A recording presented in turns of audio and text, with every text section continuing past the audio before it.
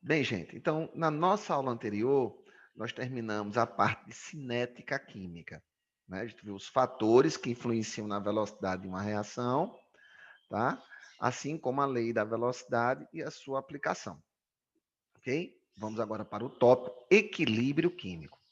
Bom, para que possa, primeira coisa, para que possa existir o equilíbrio químico, o processo tem que ser reversível. O que é um processo reversível? É aquele que ocorre nos dois sentidos. De que maneira, professor? Eu tenho uma reação química. Qual é o comportamento de uma reação química? Reagentes que formam os produtos, não é assim? Reagentes que formam produtos, tá? Bom, num processo reversível, eu vou ter também os produtos voltando a serem reagentes, certo? Então, é como eu tenho água evaporando e água sofrendo condensação. Água passando do estado líquido para o estado gasoso e, simultaneamente, passando do estado gasoso para o estado líquido. Isso é ser um processo reversível, tá? Então, é quando a reação ou o processo ocorre nos dois sentidos, no sentido direto ou no sentido inverso, tá certo? Como é que eu represento um processo reversível? Ora, veja só. Deixa eu. Isso. Aqui. Aqui, ó. Essa historinha do exemplo que ele fornece desse galozinho aqui, esse galozinho aqui ele é bem interessante, tá? Ora, a uma determinada temperatura, ele tem coloração vermelha e uma determinada temperatura ele tem essa parte sua de coloração azul, tá? Isso ocorre por conta justamente de um processo reversível, tá? Ok? Isso aqui fica ocorrendo simultaneamente. Quando é, a temperatura aumenta, ele vai assumir uma cor, quando diminui, e aí o pessoal com esse galozinho aí, que é muito famoso no sul do país, tá? Tá certo? Você pode prever se vai haver ou não chuva, tá? Aqui, ó, o texto é bem sucinto, ó. Ficou rosa, será que chove? Então, ó, aqui está dizendo, se o galinho estiver azul, não há previsão de chuva. Se estiver rosa, indica que há uma maior umidade, podendo assim chover. Tá certo? Bom, isso aí é indicação justamente de um processo reversível. Eu tenho, tá? A reação ocorrendo nos dois sentidos. Olha como eu represento, ó. A setinha indo e a setinha retornando. Toda vez que eu tiver essas duas setinhas, uma indo e outra voltando, eu estou indicando que o processo é reversível. Esse galinho aqui está falando muito especificamente sobre deslocamento de equilíbrio químico, que é um tópicozinho mais na frente que nós iremos tratar. Nesse primeiro momento, a gente vai entender quando é que um sistema entra em equilíbrio. E para o sistema entrar em equilíbrio, a primeira coisa é ele ser reversível. Quando é que um processo é reversível? Quando ocorre nos dois sentidos da reação. De que maneira? Reagente formando produto e, simultaneamente, a gente vai ter produto formando reagente, tá? Bem, então, primeira coisa que tem que acontecer é isso, é o processo ser reversível. Processos irreversíveis não tem como ocorrer o equilíbrio químico, tá? Certo? E aí, quando é que um processo reversível, tá? Outra coisa importante, reversível e fechado, tá legal? O equilíbrio químico ocorre em sistema fechado, tá? Vai entrar em equilíbrio. A condição é essa aqui, ó. Se eu tenho duas reações ocorrendo simultaneamente, observa aqui com o que ele está indicando, ó, aquilo que eu falei anteriormente, lá da historinha do galinho, que ele exemplifica lá em cima. Quando eu tenho a setinha indo e a setinha voltando, a gente está indicando que é um processo reversível. Se nós temos, tá, um processo reversível, nós estamos tendo duas reações ocorrendo simultaneamente, ou seja, duas reações ocorrendo no mesmo instante. Bom, e aí, professor, como é que eu vou identificar quando é que o sistema entra em equilíbrio? Se eu tenho duas reações ocorrendo simultaneamente, eu vou ter duas velocidades. A velocidade da reação direta e a velocidade da reação inversa. Quando é que o sistema entra em equilíbrio? Quando essas velocidades se igualam. Essa é a condição de equilíbrio. Tá? Primeira coisa, o equilíbrio, o sistema tem que ser reversível. Tá? O sistema sendo reversível, quando é que ele entra em equilíbrio? Quando as velocidades da reação direta e inversa se igualam. Essas velocidades se igualaram, nesse momento o sistema entra em equilíbrio. Ora, anteriormente no tópico que nós citamos, que foi a parte de cinética química, nós vimos que uma das grandezas que influenciam na velocidade da reação é a concentração. Se a concentração aumenta dos reagentes, a velocidade também aumenta. Se a concentração dos reagentes diminui, a velocidade diminui da reação. Então, você há de concordar comigo que se quando as velocidades se igualam, elas ficam constantes. No momento em que as velocidades se igualam e ficam constantes, o sistema entrou em equilíbrio. Ora, se as velocidades se igualam e ficam constantes, isso implica dizer o quê? Se não está havendo variação de velocidade, a partir do momento que o sistema entra em equilíbrio, isso implica dizer o quê? Que as concentrações de reagentes e produtos, a partir daquele momento, ficam constantes. Olha o que eu não falei que ficam iguais, elas ficam constantes. Então, uma outra maneira de da gente visualizar um instante em que o sistema entra em equilíbrio é que, se em vez da velocidade eu tiver a indicação de concentração dos reagentes, a partir do momento que as concentrações ficam constantes, param de variar, nesse momento o sistema entra em equilíbrio. Tá? Então, um sistema reversível, fechado, entra em equilíbrio químico quando as velocidades direta e inversa se igualam ou no momento em que as concentrações das substâncias ficam constantes. Isso aqui é importantíssimo, tá? Tá certo? Este é o conceito de equilíbrio químico. Sistema reversível, fechado, entra em equilíbrio quando as velocidades da reação direta e inversa se igualam e, nesse momento, as concentrações das substâncias ficam constantes. Tá? Então, eu posso, ó, aqui no primeiro gráfico, ó, o que vai acontecer? Primeiro, entenda, o gráfico mostra o comportamento das velocidades, da reação direta e da reação inversa em função do tempo, tá? O tempo aqui em minutos.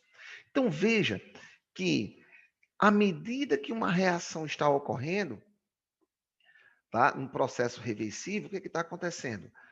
Em função da reação direta, a concentração de reagente está diminuindo, porque não está havendo o consumo.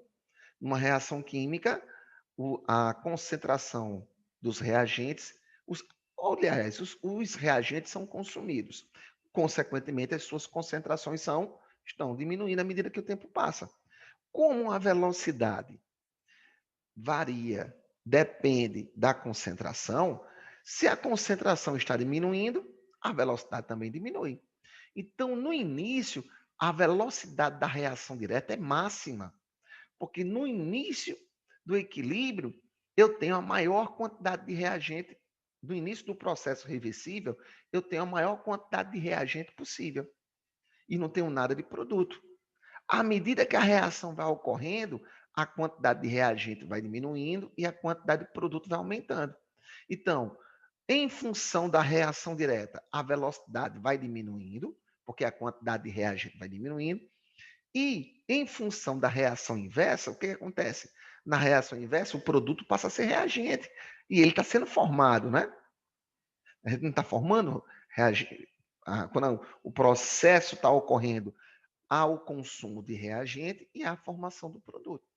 E aí, em função da reação inversa, a velocidade, no primeiro momento que eu não tinha nada de produto, ela é nula.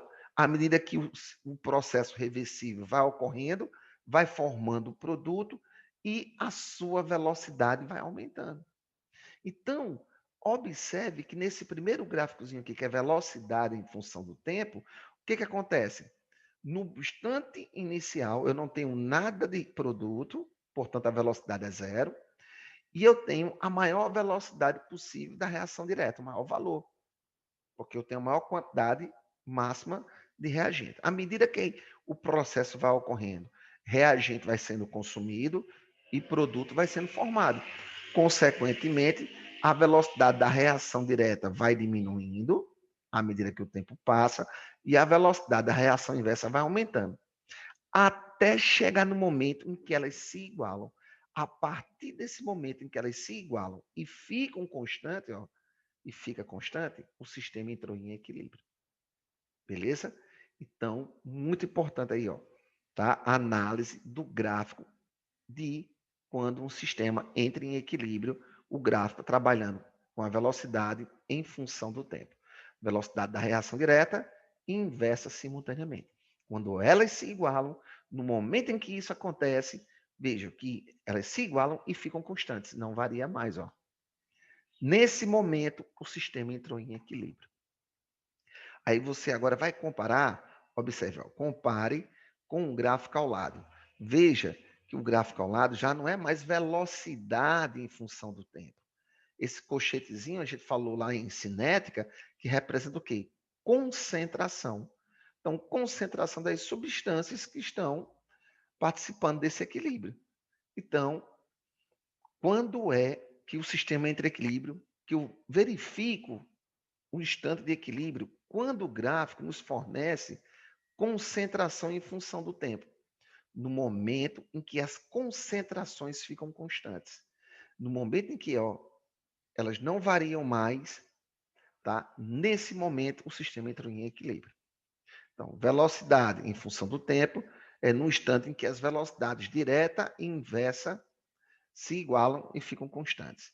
Quando fornece para a gente concentração das substâncias envolvidas no equilíbrio, o sistema entra em equilíbrio quando, a partir do momento que as concentrações ficam constantes.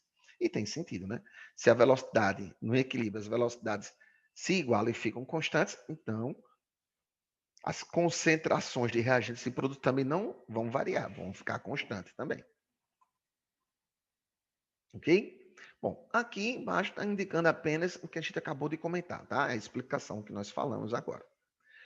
Constante de equilíbrio em termos de concentração. Essa constante de equilíbrio nós iremos chamar de Kc. K de constante, C de concentração, tá?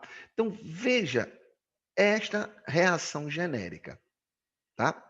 Bom, vamos escrever, eu falei para vocês ainda há pouco, que quando nós temos um processo reversível, nós temos duas reações.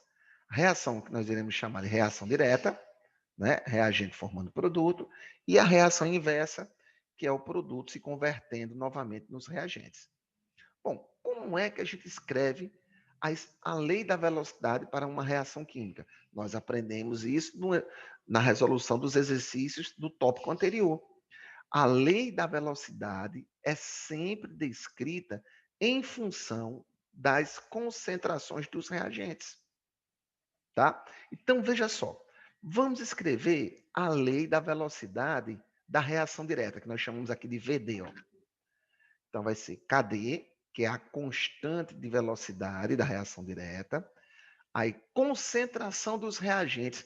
Ora, quem são os reagentes da reação direta? Azão e Bzão, tá?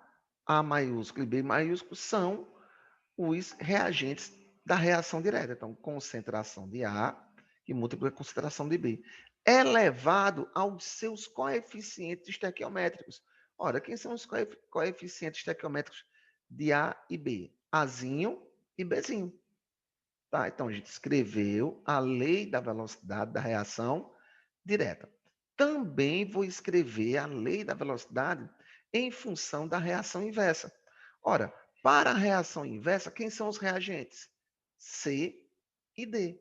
Então, velocidade da reação inversa vai ser igual a constante de velocidade da reação inversa, que multiplica concentração de C elevado a Czinho, que multiplica concentração de D elevado a Dzinho. Isso aqui, gente, é o que nós fizemos nos exercícios anteriores, em cinética química. Escrever a lei da velocidade para uma reação química. Nesse caso, como é um processo reversível, nós temos duas reações ocorrendo: a reação direta e a reação inversa.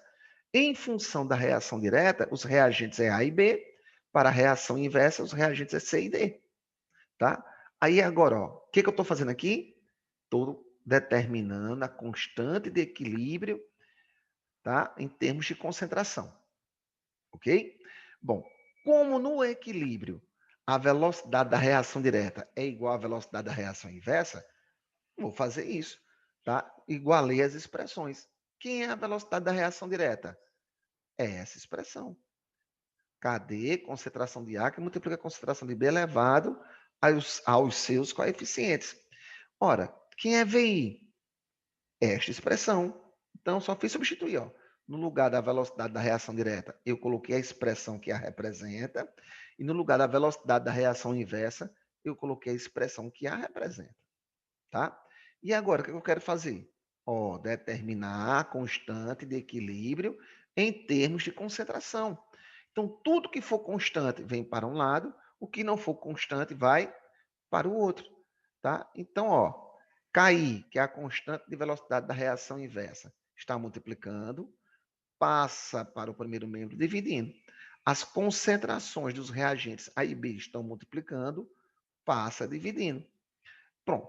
E aí eu vou ter aqui a razão entre duas constantes. A razão entre duas constantes é sempre uma terceira constante. E essa terceira constante a gente vai chamar de Kc.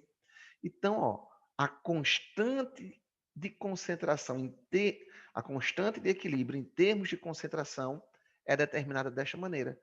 Concentração dos produtos elevada a seus coeficientes, dividido pela concentração dos reagentes elevado a seus coeficientes. Muito importante a gente saber escrever a expressão da constante de equilíbrio. Beleza? Tá? Bom, então, veja que se Kc maior que 1, tá? Maior que 1, isso indica que a concentração dos produtos é maior do que o do reagente. Se for menor do que 1, isso implica dizer que a concentração dos produtos é menor do que dos reagentes. Ok? Não é uma razãozinha aqui, ó. Tá? Bem, como é a concentração do produto sobre reagente, se for maior que 1, é porque eu tenho mais produto, né, do que reagente. Se for menor que 1, eu vou ter mais reagente do que produto. Tá? Bom, aqui apenas como vamos escrever a lei, a expressão da constante de equilíbrio em termos de concentração. Ora, observe aqui este primeiro equilíbrio. Observe que todo mundo se encontra aqui na fase gasosa, tá? Então, observe, ó, que foi do jeitinho que a gente falou ali. Concentração dos produtos. Quem é o produto? O primeiro produto, dióxido de enxofre, elevado ao seu coeficiente estequiométrico, que é 2, que multiplica a concentração do gás oxigênio elevada a 1, dividido pela concentração, tá, do trióxido de enxofre elevado ao quadrado. Então, veja como é fácil. É sempre a concentração dos produtos elevada a seus coeficientes, dividido pela concentração dos reagentes. Tá? A mesma coisa aqui. Ó. Aqui nós temos um equilíbrio iônico, né, de íons em meio aquoso. Veja que todo mundo, tá? Mesmo procedimento, concentração dos produtos elevado a seus coeficientes estequiométricos. Aqui todos os coeficientes é 1, tá? Elevado, dividido pela concentração do reagente elevado a seus coeficientes. Agora, ó, observe esse outro exemplozinho aqui, ó, onde eu estou passando o cursor. Veja que está até em destaque, se você tiver com o material, você vai ver aí no seu livrinho, que o carbono se encontra na fase sólida. Veja que agora eu passei a ter um equilíbrio heterogêneo. Aqui nós temos um equilíbrio homogêneo, porque toda mistura gasosa é uma mistura homogênea. Aqui nós temos íons em uma solução aquosa. Íons em solução aquosa também é uma mistura homogênea. Mas aqui eu tenho, ó, eu tenho uma substância na fase sólida e duas na fase gasosa. Ora, em equilíbrios heterogêneos, tá? Em que existem participantes sólidos, esses não vão fazer parte da expressão da constante. Por mais que exista aqui na equação, não vai fazer parte, tá, da expressão da constante de equilíbrio. Então, veja, ó, eu usei o mesmo critério. Concentração do produto, que é o dióxido de carbono, dividido pela concentração do gás oxigênio, que é reagente, mas não levei em conta o carbono, porque ele se encontra na fase sólida. Beleza? Veja o outro exemplozinho heterogêneo. Aqui eu tenho dois componentes na fase sólida e um na fase gasosa. O procedimento é o mesmo. Concentração do produto, só que no meu produto eu não tenho ninguém, né? Porque o sólido não vai fazer parte. Então, um dividido pela concentração dos reagentes. Só tem um reagentezinho aqui que eu vou levar em conta porque o outro é sólido. Então, os componentes sólidos, tá, não fazem parte de um equilíbrio, da expressão da constante de equilíbrio em termos de concentração heterogênea. Leve em conta isso. Essa observação é muito importante, gente, tá? Constante de equilíbrio em termos de pressão parcial. Veja só, que a gente vai chamar de Kp. O procedimento, a forma de você chegar nessa expressão é a mesma, tá? Só que em vez de ser concentração, vai ser pressão, tá? E óbvio, só vai sofrer influência da pressão os componentes na fase gasosa, tá? Então, ó, como é que a gente determina? Kp, constante de equilíbrio em termos de pressões parciais, mesmo raciocínio da concentração, de Kc. Veja, em vez de ser concentração, agora vai ser pressão. Então, vai ser a pressão parcial dos produtos elevada a seus coeficientes estequiométricos, dividido pelas pressões parciais dos reagentes, elevada a seus coeficientes. Tá? Tá bem didático aqui, gente. Não tem que você se atrapalhar. Quando for Kc, é concentração. Quando for Kp, é pressão. Para Kc, não vai fazer parte da expressão de Kc os componentes sólidos, e para Kp só irá fazer parte da expressão os componentes na fase gasosa. Nem em meio aquoso, nem em outra fase vai fazer parte de Kp. Para Kp, que é a constante de equilíbrio em termos de pressões parciais, só faz parte da expressão os componentes gasosos. Tá? Bom, e aqui é apenas estar relacionando Kc com Kp. Todo isso aqui, ó, tá? É a dedução matemática da relação entre Kp e Kc, tá? Isso aqui foi para chegar nisso, ó. Kp é igual a Kc, que multiplica RT elevado à potência da variação do número de mols entre reagentes e produtos, tá? Aqui é a dedução para chegar aqui nesta relação. Kp é igual a Kc vezes RT elevado a ΔN, onde ΔN é a variação do número de mols entre reagentes e produtos. Certo? Bom, aqui, muito importante, gente, também. Princípio de Chatelier. O que foi que Chatelier observou? Que todo sistema em equilíbrio tende a permanecer em equilíbrio. Mesmo que uma força externa perturbe o equilíbrio, ele se reorganiza, se reagrupa, sempre no sentido de se manter em equilíbrio. Tá certo? Tá? E aí o que foi observado? Ora, se eu perturbo o equilíbrio, aumentando a pressão do sistema, ele vai se deslocar. Se você aumenta a pressão, o volume diminui, né? Ele vai se deslocar no sentido de menor volume. Não é? Se você aumenta a concentração de um dos componentes, do equilíbrio.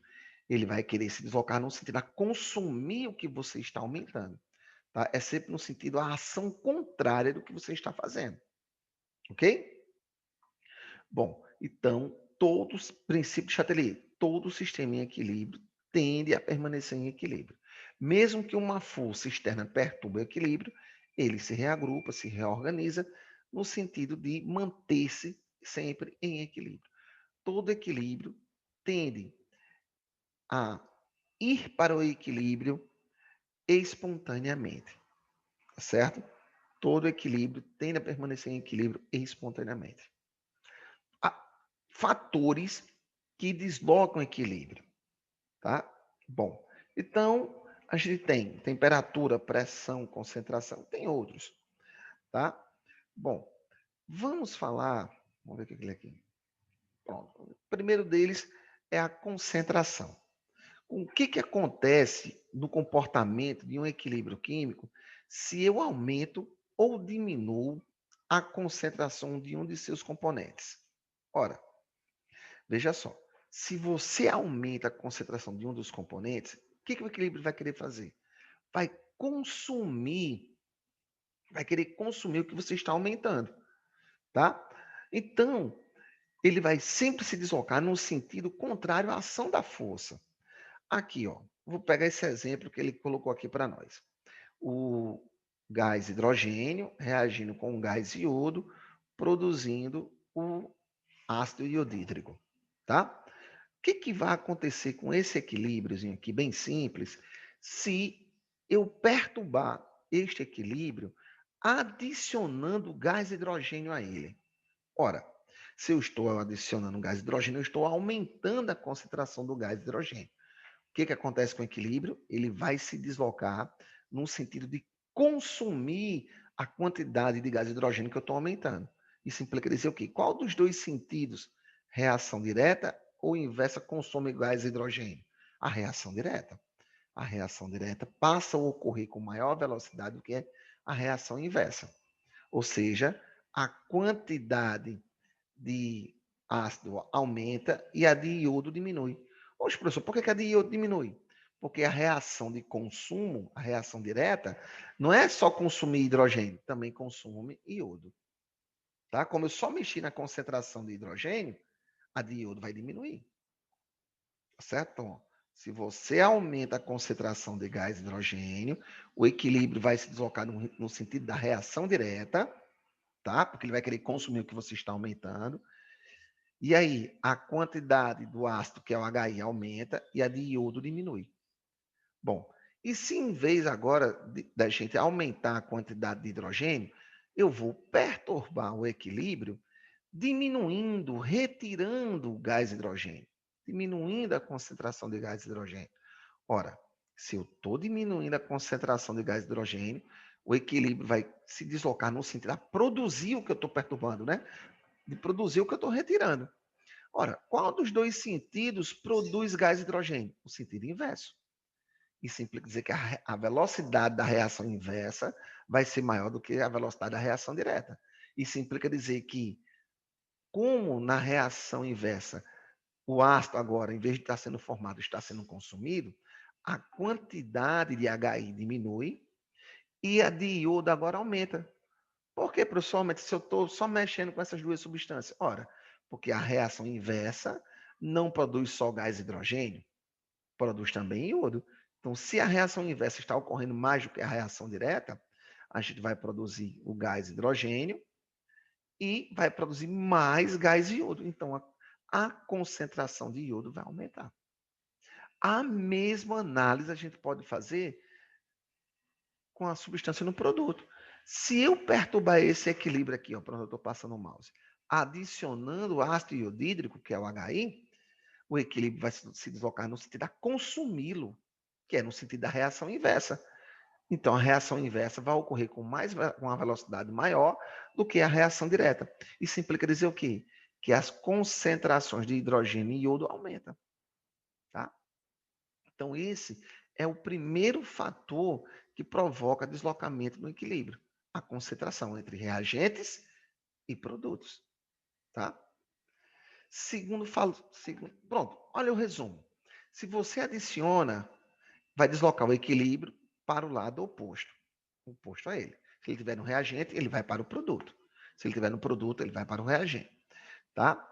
Se você retira, você desloca o equilíbrio no mesmo lado do camarada. Se ele está no reagente, você desloca o equilíbrio para o reagente. Se estiver no produto, desloca o equilíbrio para o produto. Tá? Quando estivermos resolvendo os exercícios, eu vou resolver passo a passo, um por um. Aí vocês vão entender bem direitinho como é que funciona o deslocamento do equilíbrio por influência da adição ou retirada de algum dos componentes, seja entre reagentes e produtos. Temperatura. Bom, para, para verificar a influência da temperatura num equilíbrio químico, primeira coisa que eu tenho que saber identificar é qual dos dois processos, direto ou inverso, qual deles é endotérmico e qual deles é exotérmico. Numa equação de equilíbrio, onde é indicada a variação de entalpia, essa variação de entalpia é sempre em função da reação direta, tá? Então, ó, aí agora vem o nosso conhecimento lá do primeiro tópico, de termoquímica. Se a variação de entalpia for um valor positivo, isso implica dizer que a reação direta é endotérmica. Ora, se a reação direta é endotérmica, obviamente, a reação inversa a ela vai ser exotérmica. Tá? Se a variação de entalpia for um valor negativo, isso implica dizer que a reação direta é exo. Né? Consequentemente, a inversa vai ser endo. Bom, então a primeira coisa é a gente verificar a variação de entalpia do equilíbrio. Lembrando que a variação de entalpia indicada na equação é sempre em função da reação direta. Se for positivo, endo. Se for negativo, exo. E se a reação direta é endotérmica, o contrário vai ser exo. Se a reação direta for isotérmica, a contrária, a inversa vai ser endo. Tá? O que é uma reação endotérmica? Absorve calor. O que é uma reação exotérmica? Libera calor. Tá? Então, quando você aumenta a temperatura de um sistema em equilíbrio, você está fornecendo calor a esse sistema. Ora, e aí, quem é que gosta de absorver calor? Os processos endotérmicos. Então, quando você aumenta a temperatura de um sistema que encontra-se em equilíbrio, você vai favorecer o processo endotérmico. Ou seja, a reação endotérmica vai ocorrer mais do que a exo. Quando você diminui a temperatura, você está retirando calor do processo. Ora, quem é que gosta de perder calor? Os processos exotérmicos. Quando você diminui a temperatura de um equilíbrio, ele vai se deslocar no sentido exotérmico. A reação exotérmica vai ocorrer mais do que a reação endotérmica. Pressão. Bom, quando você aumenta a pressão de um sistema, o volume dele diminui. Quando você diminui a pressão de um sistema gasoso, o volume dele aumenta, tá? Então, eu vou ter que identificar entre reagentes e produtos qual está ocupando o maior volume e qual está ocupando o menor volume. Lembre-se, só me interessa, por efeito da pressão, somente os componentes na fase gasosa, que só quem vai sofrer influência da pressão são os componentes gasosos, tá? Então, a primeira coisa que eu determino é as quantidades de substâncias gasosas entre reagentes e produtos de um equilíbrio. Vai ocupar o maior volume, a maior quantidade de substância gasosa. Vai ocupar o menor volume, a menor quantidade de substância gasosa. Tá? Então, quando você aumenta a pressão de um sistema em equilíbrio, esse vai se deslocar no sentido do menor volume. Tá? Vou olhar onde está o menor volume, se é reagente ou produto. Se for no produto, ele vai se deslocar para a reação direta. Se for no reagente, no sentido da reação inversa. Tá? E aqui tem uma observação importante. Se a quantidade de substâncias gasosas entre reagentes e produtos forem iguais, a pressão não provoca deslocamento no equilíbrio. Tá? A influência da pressão só vai deslocar o equilíbrio se tiver diferenças de quantidade de substâncias gasosas entre reagentes e produtos. Ok? Bom, outra coisa que se fala aqui, não falou aqui, mas eu vou comentar, é do catalisador. Tá certo? Vira e mexe se fala de catalisador em deslocamento de equilíbrio. O catalisador, nós aprendemos isso no exercício anterior, no tópico anterior, na resolução dos exercícios de cinética.